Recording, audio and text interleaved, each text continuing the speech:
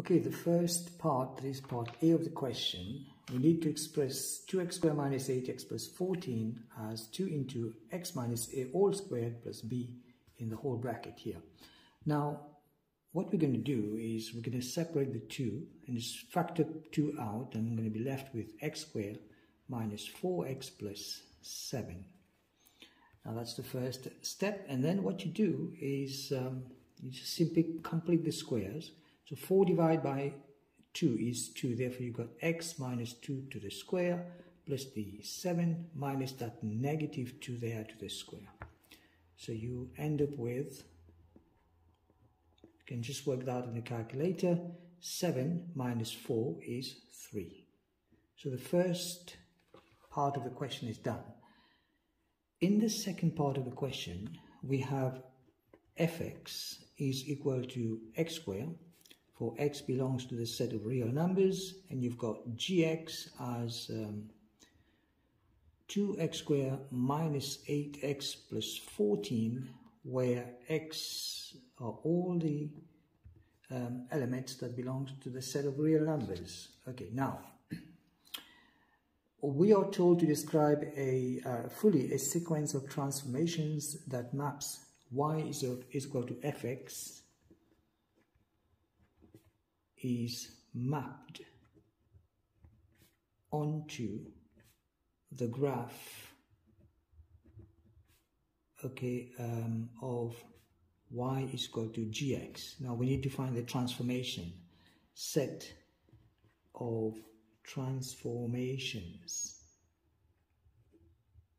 that does this, that maps fx onto gx. Now when we look at gx, fx, we've got x squared.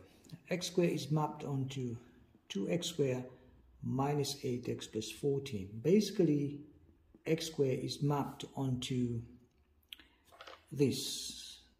The completed square form is going to be 2 into x minus 2 to the square plus 3, all of that. Now, we clearly see x minus 2 is equal to 0, so we've got x is equal to 2. And then you've got here, this is the y units, and this is your x units.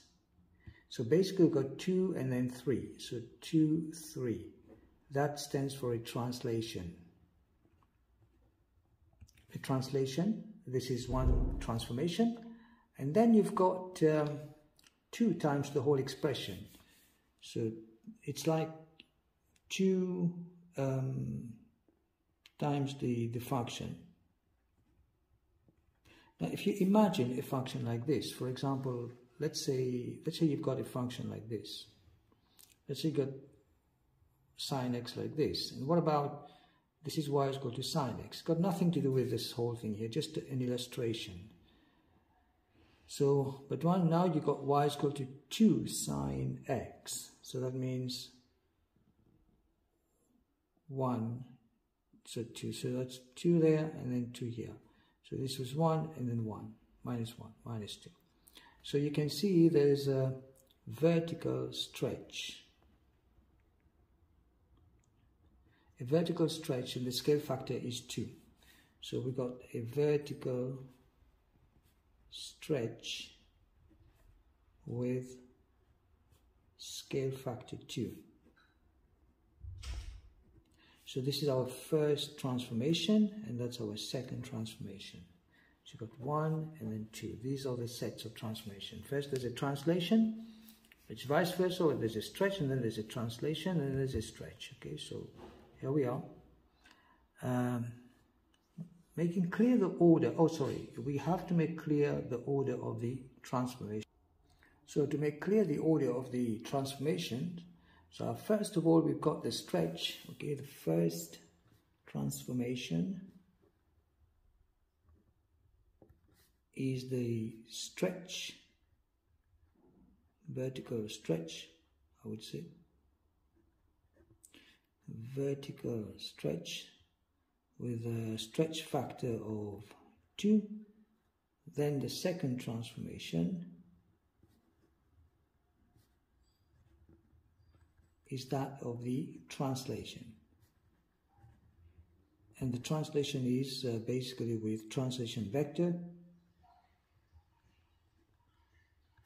And our translation vector turns out to be 2 and then 3. Here we are. Take care.